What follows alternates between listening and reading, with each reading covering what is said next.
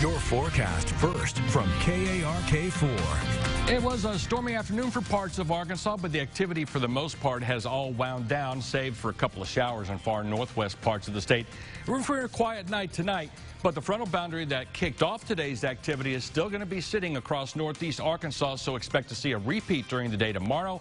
And then a stronger cold front that right now is moving through the Great Lakes. That's headed our way as we close out the work week and head into the weekend. Your forecast first for Little Rock, a partly cloudy Thursday is on the way. 30% chance of showers and thunderstorms by the afternoon.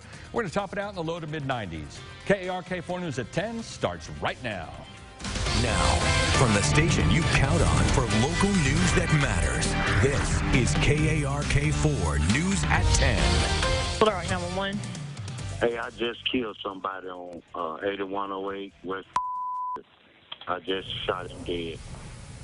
Little Rock police say a man claiming to have shot someone dead made it all up because the police weren't coming to his house fast enough for another issue. Thanks for joining us at 10. I'm Ashley Katz. Hello, good evening. I'm Bob Clausen. Top police officials say this can cause ripple effects throughout the city when these types of bogus calls are made.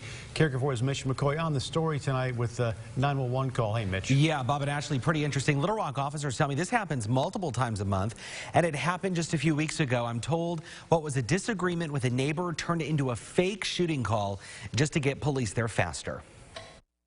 Little Rock 911. Yeah, can you see the police over? A seemingly normal 911 call. Do you believe they have weapons? Have you seen it? Yes. Little Rock police say the man on the other end got into an argument with a neighbor. The man kept calling 911 because police say officers were not showing up fast enough. Given just complete false information to get us there faster. And that unfolded, not in the second call. So you better send somebody on over here. So what address? Because I don't know what you're talking about. But the third. Little Rock 911. Hey, I just killed somebody on 8108 West. I just shot him dead. Whenever it does happen, it kind of takes a little effect to what's other things going on in the city. Little Rock police say when someone gives fake information to respond faster, it takes officers away from other priorities like medical emergencies or shootings. We need to make sure we're getting to every scene at the right manner. Police say bogus details in a 911 call happen several times a month, each time putting other lives at risk. When you come, send the corner. That's all I'm going to tell you. In that phone call you heard, I'm told officers could smell alcohol on the man. In many cases, officers can start an investigation into filing a false police report, which means criminal charges could be filed. Bob? All right, Mitch, thanks very much. As the search continues for possibly Arkansas's most wanted man, the U.S. Marshal is now offering a $5,000 reward to bring justice to a Camden family. Troy Worthen has been on the run since June 25th. He's accused of murdering his girlfriend, Alyssa Cannon, and her son, Marshall Ponder, at a home in Camden. With the $5,000 from the Marshals and $1,000 from the Chief of Police in Camden, any information leading to his arrest could land you some big bucks. Worthen is 23 years old and has multiple tattoos on his body. He's about 6'2", 160 pounds. If you have information that is, of course, helpful, or any at all, you can remain anonymous. That is not a problem. 2 Little Rock police officers cleared in the fatal shooting of a man in West Little Rock restaurant parking lot in April. In a letter sent to Little Rock Police Chief, Pulaski County Prosecuting Attorney Larry Jigley saying the officers were justified in shooting 42-year-old Michael St. Clair. Jigley wrote St. Clair had meth in his system, and she shot several times at officers. Jigley believes officers Chandler Taylor and Ryan Steubenraw acted reasonably in the circumstances that they faced.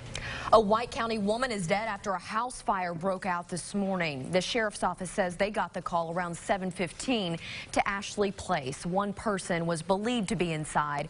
After fighting the flames, that's when they found the body of 46-year-old Melissa Cossey inside the home. We're told foul play is not suspected at this time. Following the 2 mass shootings this weekend that left at least 31 people dead, there's a renewed push now to pass red flag laws. They could take guns away from people believed to be a danger to themselves or others. Arkansas's Governor Asa Hutchinson said today his administration is open to discussing them, but he also says he's concerned about due process protections for the measure. A proposal failed in the state Senate in March. And it's not just Arkansas that's taking a deeper look at these laws. A federal proposal to encourage states to adopt them is gaining traction nationwide. NBC's Kate Snow has more on what it would look like. As communities grieve and demand action, Republican Senator Lindsey Graham says he plans to introduce a so-called red flag bill with support from Democrats and the president. We're not trying to take anybody's guns away from them. We're trying to get guns out of the hands of people who are dangerous, who actually may kill themselves or somebody else. Red flag laws already exist in 17 states. They allow someone to seek an extreme risk protection order that enables police to temporarily seize weapons from a person who's a danger to themselves or others. Are there any firearms in this house? In Indiana, all these guns were confiscated in a 4-month period. My son lives with paranoid schizophrenia, and when he is not on his medication, he becomes incredibly aggressive and violent. Darlene Patrick lives in Maine, where the state voted against a measure last year. Her son is doing well right now, but twice she's had to figure out how to keep weapons out of his home. If you had a way to call the police and make sure your son didn't have a firearm, what would that do for you? Well, that would give me some peace of mind for sure that he wasn't going to hurt himself or anyone else. It would also instill a lot of anxiety on what was going to happen to him afterwards. The NRA does not outright oppose red flag laws, but wants due process protections, which is what concerns Weld County, Colorado Sheriff Steve Reams. They don't have a chance to defend themselves. They don't have a chance to plead their case. And today, concerns of a different kind from the Senate Democratic leader, who called the proposed red flag measure tepid and not nearly enough.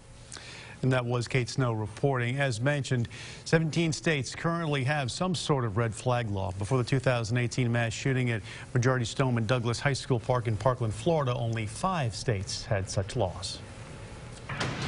We are your local election headquarters. 2 Democrats are headed to a runoff in September for the state house seat, the seat for District 36, which was left empty after a lawmaker resigned to take a job with the Little Rock mayor. Denise Annette and Daryl Stevens are both vying for the position.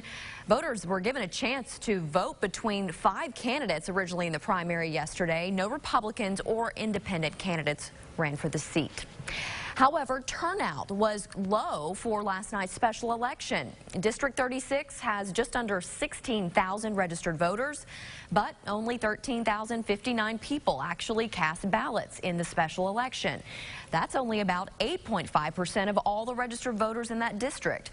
Voters we talked to say they don't think it's because people don't care about the election, but instead a lack of awareness and that the ballot is so limited.